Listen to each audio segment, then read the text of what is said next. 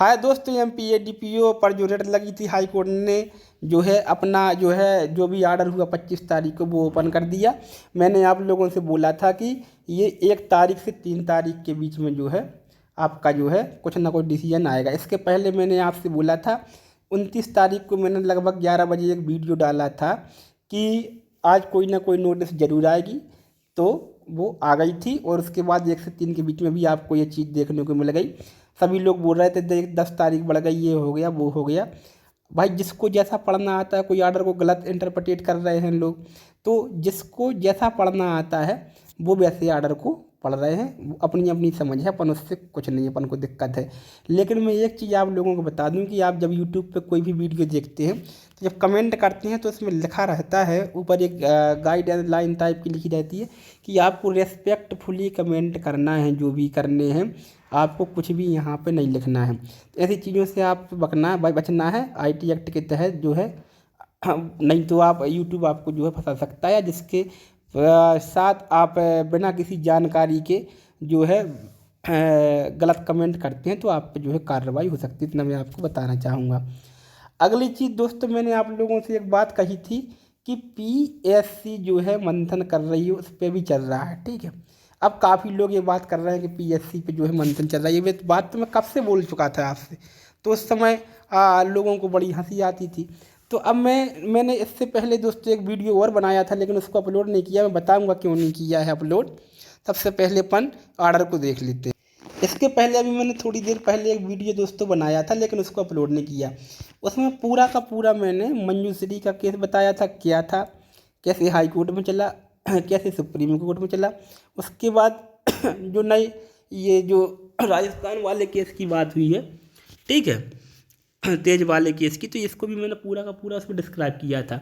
लेकिन वो वीडियो दोस्तों बहुत लंबा हो गया था, इसलिए मैं आपको वो नाम सर्च करके आप देखना, तो उस पर बढ़िया तरीके से वो आ जाता है, खुल जाता है गूगल पे। आप दोनों केसों को आराम से पढ़ सकते हैं किसमें क्या कहा। मैं आपको मोटा मोटा बता देता हूँ। एक केस था क्राइटेरिया से संबंधित, जिसमें क्राइटेरिया एलिजिबिलिटी क्राइटेरिया जानते हैं आप क्या होता है कि जैसे मान लो उन्होंने कह दिया कि अब कट ऑफ मार्क्स इतने रहेंगे, ठीक है, 50%, 55%, 70%, 70%, ठीक है। अब जैसे मान लो क्राइटेरिया इंटरव्यू में इतने लाना पड़ेंगे, मेंस में इतने लाना पड़ेंगे, इस सब्जेक्ट में इतने लाना पड़ेंगे, ये होता है क्राइटेरिया। और एक होती है सिलेक्शन की प्रोसेस, ठीक है दोस्तों। तो क्राइटेरिया और सिलेक्शन प्रोसेस में अंतर होता है, दोनों ही चीज़ों में क्या होता है, अंतर होता है। सबसे पहले बात तो अपन को ये समझना है कि इसमें जो चेंजेस हुए हैं वो क्राइटेरिया से संबंधित चेंजेस हुए हैं या सिलेक्शन प्रोसेस से संबंधित जो है क्या हुआ है, चेंजेस हुआ है, ठीक है। तो एलिजिबिलिटी क्राइटेरिया में आएगा सब्जेक्ट चेंज करना, ठीक है। और जो बाकी भी और चेंजेस हुए हैं जैसे ऑनलाइन से ऑफलाइन हो गया, इन सारी चीज़ों पे जो है क्या होना है, अभी मंथन होना है कि ये किस चीज़ में आएंगे। अभी अभी मैंने भी एक वीडियो देखा जिसमें बता रहे हैं कि कुछ लोगों ने बताया है कि ये जो अपना ये इस पिटीशन का जो डिसाइडेड होना है वो लार्जर बेंच के माध्यम से होना है। तो मैं आप लोगों को बता दें, हाई कोर्ट है अपने आप में, सुप्रीम कोर्ट है। हाई कोर्ट जो है कभी भी सुप्रीम कोर्ट के अधीन नहीं होता है। मैं आपको एक चीज़ बता दूं, सुप्रीम कोर्ट अपने आप में स्वतंत्र है, हाई कोर्ट अपने आप में स्वतंत्र है। हाँ, इतना ज़रूर है कि जो सुप्रीम कोर्ट के जजमेंट होते हैं वो बाइंडिंग इफेक्ट रखते हैं हाई कोर्ट पे। मतलब अगर किसी चीज़ पे, लेकिन उसमें भी क्या, प्रेसिडेंट रूल जब कोई अप्लाई होता है, कोई गाइडलाइन दी जाती है, तो वो सारे हाई कोर्ट्स पे जो क्या है बाध्य होती है, बाइंडिंग होती है। लेकिन कोई फैसला पेंडिंग है और जजमेंट नहीं दे सकते, ये अलग चीज़ है, ठीक है। ऐसा हम दोस्तों नहीं बोल सकते हैं, ठीक है। अब सबसे बड़ी बात यह है कि काफ़ी लोगों को इस आर्डर को पढ़ना नहीं आ रहा है। तो सबसे पहले मैं बता दूं कि सबसे पहले जो भी पिटिशनर होता है, जो मेन पिटिशनर होता है, अगर उसकी बात पे कोई मतलब जो बात कोर्ट में कहने आए, सबसे पहले वह बहस करता है, और ठीक है। फिर दूसरे नंबर पे किसको बहस करने का मौका मिलता है, जो रिस्पोंडेंट पार्टी होती है उसको, और फिर उसका रिप्लाई में देके ये जो फर्स्ट पार्टी है ये ख़त्म करती है, फिर इसको बोलने का कोई मौका नहीं रहता है। रेस्पोंडेंट एक बार बोलता है और पिटिशनर जो होता है वो 2 बार बोलता है। फिर दोनों की बात निकाल के अलग अलग रख के जो है कोर्ट डिसीजन देती है। तो शुरू में जो बातें लिखी गई हैं वो पिटिशनर की आर्गूमेंट है, उसको आपको ये नहीं पढ़ना कि कोर्ट ने कहा है या ऐसा हुआ है। वो किसने कहा है? वो कहा है पिटिशनर ने कहा है। सेकंड पैरा में जो कहा है वो किसने कहा है? वो रेस्पोंडेंट ने कहा है। और जो लास्ट में कहा है वो न्यायालय ने कहा है। ठीक है दोस्तों, तो इस तरीके से इस मेन जो अपने जो कैंडिडेट हैं ने 2 याचिकाएँ थी, इस पर आपको ध्यान देना है। एक 22,244 और एक जो अर्जेंट वाली थी 26,788। ठीक है, जिसके परिप्रेक्ष्य में ये आर्डर आया है। ठीक है, तो इनका कहना है, सबसे पहली बात देखना है अपन को कि कहना मांग क्या कर रहे हैं अपन। Learned counsel for the petitioner contends that the respondent, ठीक है, entitled the process of selection against the post of एडिस, ठीक है, एडिशनल डिस्ट्रिक्ट प्रोसिक्यूशन ऑफिसर। ठीक है, तो इनने कहा है सबसे पहले अपन को ये देखना है कि काय को इफेक्ट किया है, प्रोसेस ऑफ सिलेक्शन। तो यहाँ पे क्लियर हो जाती है कि ये एलिजिबिलिटी क्राइटेरिया के लिए दोस्तों पिटीशन जो है इन्हें नहीं लगाई है। काय के लिए लगाई है? सिलेक्शन प्रोसेस के लिए लगाई हुई है। ठीक है, अपन इसी जो फलाना एडवर्टाइज काफ़ी चीज़ें आपको बता चुके हैं लोग, बताने की आवश्यकता नहीं है। ठीक है, इनने अपना सिलेबस बता दिया था, ये भी अच्छी बात है। कंडक्ट नहीं कराया, ये भी अच्छी बात है। 30 तारीख को बदल दिया, ये भी अच्छी बात है। ठीक है, पहले में से 6 निकाल दिए, ये जोड़ दिए, ये सब अच्छी बातें हैं। ये यहाँ तक जो कही है किसने कही है? पिटिशनर ने कही है। ठीक है, सो अब क्या है देखो, यहाँ से फिर नीचे आते हैं। अब ये it is contented by the council for the petitioner that respondent have change the rule of the game after players entered into arena. इनका मतलब है जब भैया खेल चालू हो गए, खेल के मैदान में अगर व्यक्ति आ गए तो फिर गेम के रूल चेंज नहीं हो सकते हैं। ये जो फाइंडिंग निकाली गई थी ये मंजूश्री वाले मामले में निकाली गई थी। उस जजमेंट को आप पढ़ना, हिंदी में भी हो जाता है, उस पर हिंदी इंग्लिश का ऑप्शन रहता है। इस पर करके मैंने पूरा का पूरा डिस्क्राइब किया था, लेकिन वीडियो आध घंटे का हो गया था, इसलिए दोस्तों मैंने नहीं डाला। उसमें जो फाइंडिंग निकाली गई उसमें कहा गया कि भाई ऐसा नहीं हो सकता। उसमें कम से कम 20 केसों का हवाला दिया है, 20 केसों का हवाला कि इसमें ऐसा हुआ, इसमें ऐसा हुआ है। ये 2 बस केस नहीं है दोस्तों इससे संबंधित। एक और महत्वपूर्ण केस है जिसका उसमें जिक्र किया गया है, अगला वाला जो ये इनने बताया है अपना तेज प्रकाश पाठक वाला राजस्थान वाला है। इसमें कहा गया कि ये केस का जो है उल्लेख इसमें मंजूश्री वाले में दोस्तों नहीं किया गया है। ठीक है, इसका हवाला देना था। तो इनने कहा कि जो खेल के नियम हैं, ठीक है, उस और जो ये प्रक्रिया नौकरी वाली भाग है उनको इसमें लागू करना क्या सही है या नहीं। तो इनने क्या कह दिया, इनने कोई डिसीजन नहीं दिया तेज प्रकाश में। इनने कहा भाई, इसमें कहा कि सिलेक्शन प्रोसेस में चेंज अलग चीज़ है और एलिजिबिलिटी योग्यता का जो निर्धारण की क्राइटेरिया है, जो परिसीमा है, उसमें जो है अलग अलग चीज़ें हैं। तो इसके लिए उन्होंने कहा, एक बात और बता दूं, जो एपेक्स कोर्ट सुप्रीम कोर्ट में जो बेंच होती है वहाँ पे सिंगल बेंच नहीं होती है। कुछ लोग कह रहे हैं कि सिंगल बेंच थी तो डबल बेंच को भेज दिया। वहाँ सबसे जो छोटी बेंच होती है दोस्तों वो डबल बेंच ही होती है। अकेला कोई जज वहाँ पर फैसला नहीं होता है, वहाँ पर रेशियो के आधार पर ही दोस्तों फैसले हुआ करते हैं। ठीक है, हाई कोर्ट में सिंगल बेंच होती है, डबल बेंच होती है, पर बढ़ती जाती है। तो लार्जर बेंच के पास उन्होंने जो यहाँ पे भेज दिया। ठीक है, ये कहना किसका है? रिस्पोंडेंट नंबर 3 यानी पीएससी का। ठीक है, अब इनका कहना है कि इसको जो लोग कह रहे हैं कि ये किसने कह दिया है, ये कहना किसका है? अपने हाई कोर्ट का है। हाई कोर्ट का कहना नहीं है ये, मैं आपको बता दूं। इसको आप अच्छे गौर से पढ़ेंगे तो इनका कहना है, learned counsel for respondent number 3 submit the judgment of apex court in the case of K Manjushree by taken into consideration in the case of Tej Prakash Pathak and others versus Rajasthan high court and others reported in 2013 में इसको क्या कर दिया गया? Further referred कर दिया गया है।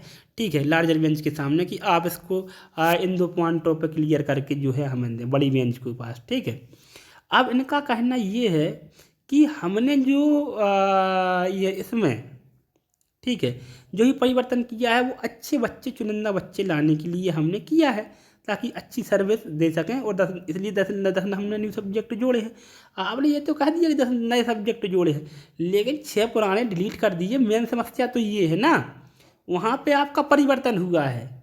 10 जोड़ना परिवर्तित नहीं है, लेकिन जो 6 सब्जेक्ट डिलीट हुए हैं, मैटर यहाँ पे फंस गया है कि आपको डिलीट करने की आवश्यकता क्या पड़ गई। 10 जोड़ने थे, 28 के 38 हो जाते, क्या समस्या थी भाई? आपको तो अच्छे बच्चे चाहिए ना, तो आप 10 जोड़ देते, 20 और जोड़ देते, क्या समस्या थी? 20 जोड़ देते, 50 कर देते भाई, जिसको पास होना होता हो जाता। लेकिन उसमें डिलीट करने की क्या आवश्यकता थी भाई? ये 6 सब्जेक्ट जो आपने डिलीट कर दिए, यहाँ पे थोड़ा सा कहानी जो है फंस जाती है, ठीक है। अब as the judgement in the case, जो फलाना फलाना था, ये रिफर्ड हो गया है, इनका कहना है, ठीक है। और ये मतलब सिलेक्शन प्रोसेस में कर सकते नहीं कर सकते हैं, लार्जर बेंच के सामने डील है, और ये वहीं से जो है गवर्न होगा, इनका कहना है। अब यहाँ पे अब जो अपनी कोर्ट कहती है, वो कहती है कि 26/788 में कोई भी स्टूडेंट ने आपको यहाँ अपना जवाब फाइल नहीं किया है, ठीक है। इसलिए इसको 12 तारीख लगा दी जाती इसके जवाब के लिए, ठीक है। 12 तारीख को भी एक महत्वपूर्ण बात सामने आएगी, आप देखना, ठीक है। और जो इन्होंने कहा है कि जो कोई भी भर्ती अगर आप करते हैं इस सिलेबस के अनुसार, 10 नए सब्जेक्ट जुड़े हैं, तो इसके अधीन होगी। मान लो एक पीपीएससी जीत गया, बिल्कुल सही है। नहीं तो फिर इसमें जो ऐसा नहीं है कि वो खारिज कर दी जाएगी। ये लोग ये बोल गए हैं, ये भी गलत बोल रहे हैं, टोटल फॉल्स है ये। कि इनने कहा कि अगर पिटिशनर जीत जाएगा तो फिर वैकेंसी खारिज हो जाएगी। ऐसा कहाँ लिखा है इसमें कि वैकेंसी खारिज हो जाएगी? इसमें लिखा है कि इस प्रेजेंट पिटीशन के वो अधीन रहेगा। इसमें वो क्या ऑर्डर करते हैं, तो कई बार कोर्ट ये ऑर्डर कर देती है कि भाई जितनी कई बार तो नियुक्तियाँ वैध भी कर देती है कि भाई जो जितना हो चुका है वो ठीक है, आगे ऐसा ना हो। तो मतलब जो इसमें जजमेंट करेगी, अगर खारिज का करेगी तो खारिज हो जाएगी। जो भी मतलब इसमें डायरेक्शन छोड़ेंगे वो होगा। उसको वैध भी बना सकते हैं, डायरेक्शन भी दे सकते हैं, और ये भी कह सकते हैं कि आगे से ऐसा ना किया जाए, ठीक है। या जिन कैंडिडेट्स को मौका नहीं मिल रहा है, इनके लिए फिर से इनको भी जगह दी जाए उसमें। तो इस तरीके से जो भी जजमेंट करेंगे उसके अधीन जो है दोस्तों रहेगा। अब कंडीशन ये फंसती है कि अब होना क्या है। बार बार जो हमारे मन में, दिमाग में जो सवाल पैदा होता है कि आखिर होना क्या है। तो मैं आपको बता दूं, सबसे बड़ी बात 5 तारीख को लगी हुई है, कहाँ पे? इंदौर में, ठीक है। और अभी 1 से 3 दिन, मैंने 3 दिन का बोला था, 1 2 3, अभी जो है 3 दिन का एडजस्टमेंट का टाइम है। 2 दिन अभी बाकी है, 1 और 2 दिन अभी भी बाकी है, ठीक है दोस्तों। बाकी चीज़ जो मैंने पहले कहा था कि पीएससी जो है इस पर मंथन कर रही है कि भाई क्या, क्योंकि उनके यहाँ भी एप्लीकेशन पेंडिंग पड़ी है ना पीएससी के यहाँ, और वहाँ भी इंदौर हाई कोर्ट में भी जवाब देना है इनको, ठीक है। और अब ग्वालियर में जो फंसी हुई हैं वहाँ पे भी जवाब देना है। तो जो है जगह जगह, और एक फालतू हल्का सा के हाथ से हो ही गया है। तो निश्चित ही जो मैंने कहा था कि इनकी जो है मंथन चल रहा है, वो निश्चित ही मंथन चल रहा है। और मतलब 2-4 दिन के अंदर अंदर आपको ज़रूर कुछ ना कुछ चीज़ देखने को मिलेगी, या तो इस तरफ जाएगी या इस तरफ जाएगी। मैं ये नहीं बोल रहा हूँ किस तरफ जाएगी, ठीक है। ये आप लोग भी अनुभवी व्यक्ति हैं, सभी अनुभवी व्यक्ति हैं यहाँ पर। हम तो इस पर कम ध्यान दे पाते हैं, आप लोग दोस्तों बहुत ज़्यादा ध्यान जो है देते हैं। तीसरी चीज़ ये है कि अभी जवाब आने के बाद, अभी ये तो हो गया, ये ऑर्डर हो गया, ठीक है। अब इस पर जो है पीएससी जवाब देगी अभी 12 तारीख को मान लो, ठीक है, या पहले 1 2 3 तारीख में दे सकती है, या बीच में आके अपना कोई भी चीज़ है यहाँ पे पक्ष अपना जो है रखती है, तो उससे भी डील करेगा ये, ठीक है। उससे भी क्या करेगा दोस्तों, ये डील कर जाएगा। अब पीएससी को जो टाइम दिया गया है, इनको भी अब थोड़ा सा विचार करना है, मंथन करना है, क्या करना है। क्योंकि और गवर्नमेंट से देखो, पीएससी है, मैं मानता हूँ संस्था है, जो गवर्नमेंट है वो गवर्नमेंट के अकॉर्डिंग ही चलती है। गवर्नमेंट जैसा बोलेगी वो लोग वैसा करेंगे। अब क्योंकि गवर्नमेंट को ये मेरे हिसाब से एग्ज़ाम पोस्टपोन करनी चाहिए और पुराने सिलेबस के हिसाब से एग्ज़ाम करानी चाहिए, क्योंकि ये कहानी यहाँ पे फंस गई है। कैसे फंस गई है कि अगर एग्ज़ाम आपने करा लिया और बाद में मान लो कैंसिल हो गया, तो और जब अगर नियुक्ति नहीं होगी तो कोई समस्या नहीं होगी। अगर मान लो इस केस के ख़त्म होने से पहले नियुक्ति मिल गई किसी बच्चे को, तो फिर वो नियुक्ति कैंसिल नहीं हो सकती है।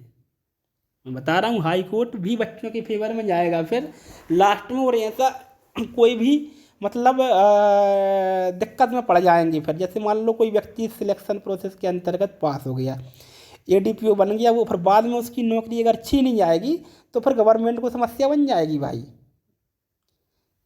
उसको कंपनसेशन देना पड़ेगा भाई कि जब स्टे टाइप की ऐसी स्थिति थी तो आपने कराया क्यों।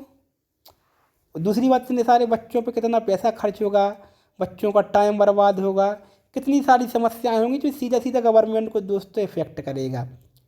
मुख्यमंत्री जो शिवराज सिंह चौहान हैं या अन्य जो मंत्रीगण हैं, गृह मंत्री हैं, इनको इस पर क्या करना चाहिए, इस पर एक्शन लेना चाहिए और इस चीज़ को रोकना चाहिए और अपने तरीके से बैठक लेके उनके साथ और इसको मसले को हल करना चाहिए। और बच्चों को भी, जो बच्चे चाहते हैं कि एग्ज़ाम पोस्टपोन हो, मैं उनसे कहता हूँ कि आप आवाज़ उठाइए, गवर्नमेंट से कहिए कि हमारे बच्चे, हमारे भविष्य के साथ जो है खिलवाड़ ना किया जाए और इसको जो है पोस्टपोन कराया जाए। क्योंकि जब ऐसी एक कोर्ट का ऐसा ऑर्डर आ गया है और बाद में भर्ती अगर मान लो खारिज कर दी जाती है तो हमारा तो जीवन बर्बाद हो जाएगा भाई। 30, 32, 28, 27, 25, 26 इतने साल के सब लड़का लड़कियाँ, 35 साल, 40 साल, ठीक है। तो कोई मेरे ढे किसी की समस्या है, कोई 4 साल से 5 साल से पढ़ रहा है, ऐसी कंडीशन में गवर्नमेंट से आप अपन को भी अपनी बात रखनी चाहिए दोस्तों, और उनको भी। और गवर्नमेंट निश्चित ही इस संबंध में कोई इंटरफियरेंस करेगी और लेटर भी बहुत सारे जो है गृह विभाग को जाएंगे और जाने चाहिए, सीधी बात जो है उनसे होनी चाहिए। दोस्तों मैं अब वीडियो ज़्यादा लंबा हो रहा है तो सुबह मैं आपसे इस बारे में और चर्चा करूँगा। अभी दोस्तों गुड नाइट, बहुत बहुत धन्यवाद।